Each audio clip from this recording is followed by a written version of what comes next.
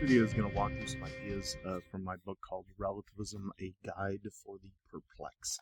Came out a few years ago, and I have a chapter on relativistic worldviews in science, politics, and religion, and the possibility of neutrality.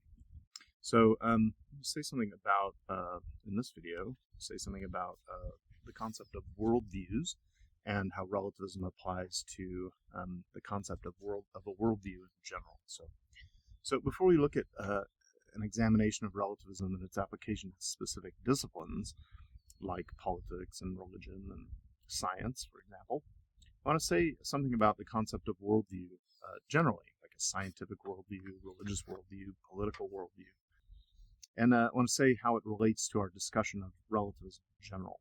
Okay, so the notion of a worldview can be used as a substitute for something like the standards conjunct in the definition of relativism that I used earlier in the book. So the standards conjunct for a definition of relativism, and this comes from the literature on philosophical literature on relativism, primarily from a philosopher named Harvey Siegel. It's the idea that in any epistemic evaluation, there's always some standard of reference by means of which one evaluates an epistemic claim. So a worldview you can think of like as maybe a standard of evaluation of an epistemic claim. One's worldview might be that by means of which one determines whether a particular belief is justified or rationally acceptable. However, there are a few different concepts of the concept of worldview, and here I'd like to say something about these concepts and show when the concept of worldview is rightly understood, it allows one to avoid the difficulties of epistemic relativism that I have presented elsewhere. So how might the concept of a worldview be helpful for philosophers?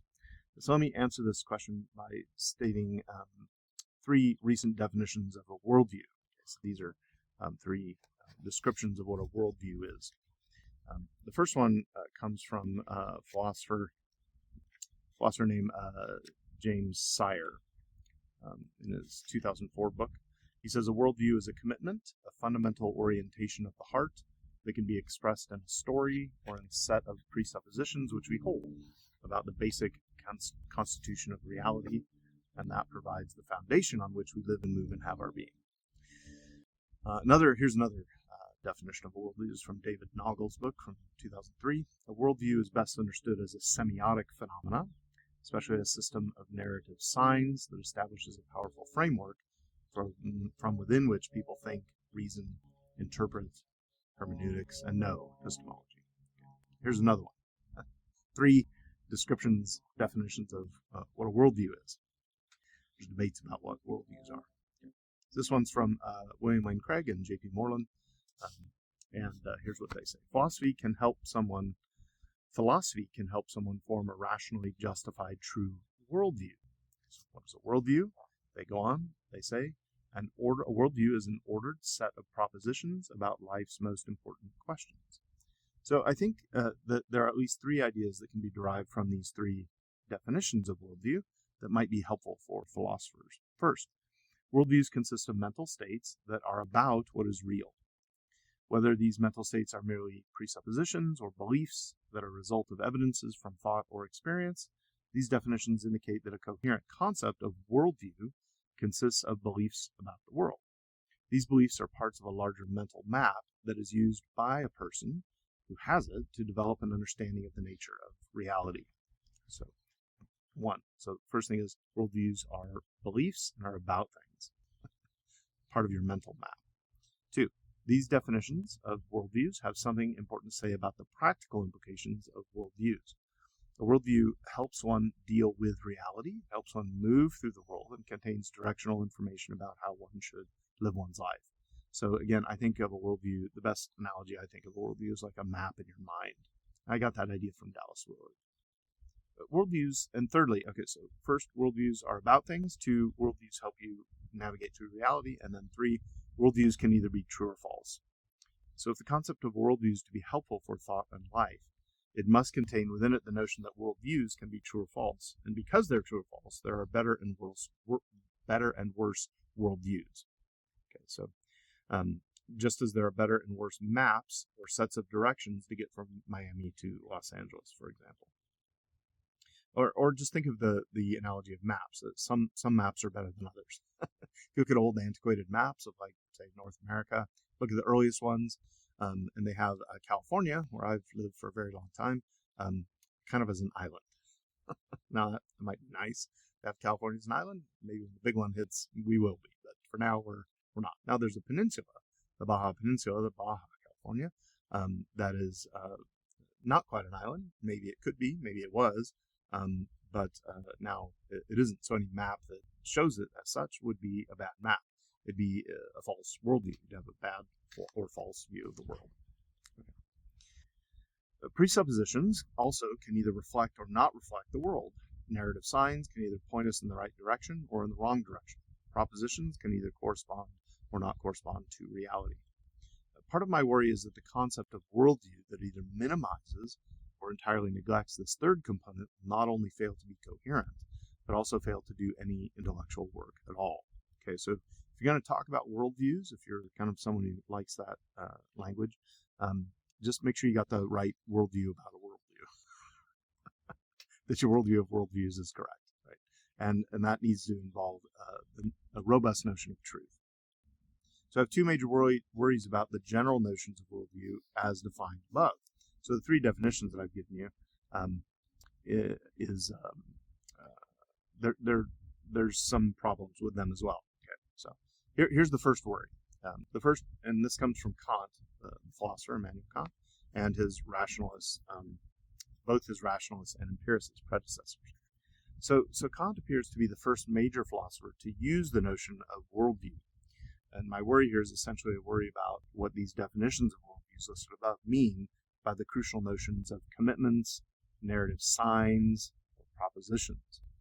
So if one's understandings of these notions, commitments, narrative signs, propositions, involve the idea that these entities either A, stand between me and the world, or B, A, stand between me and the world so that I don't know the world as it is, but only my ideas or signs or propositions or presuppositions, or B, construct or shape reality because they stand between me and reality, then I think we must reject them. So if your understanding of what a worldview is involves any kind of Kantian idea that there's something that stands between you and how the world is, or even worse, shapes the world in your experience, then I think it's a bad view of the worldview. I think you should reject that idea of a worldview. For example, if Nagel's semiotic structures stand between us and the world in such a way that I'm only aware of my signs in my worldview, but not the world, then I believe that's a problem. But if Nagel's semiotic structures simply give us a direction or give meaning to that in the world, which we immediately know, then I believe that that's not a problem. But it would still be in need of a realistic ontology and epistemological grounding that's realistic. So I believe that a correct understanding of the concept of worldview cannot and must not include any notion that one's worldview stands in between them and reality, or shapes or constructs or makes, even in part, reality for the person. Any understanding of the concept of worldview logically cannot include the notion that one's worldview stands between them and the world and constructs their experiences. If one were to claim this, one would essentially be claiming that one knows the nature of one bit of reality, namely, the worldview stand between me and reality, and either one knows this because one has got at that bit of reality as it is in itself, or they have not.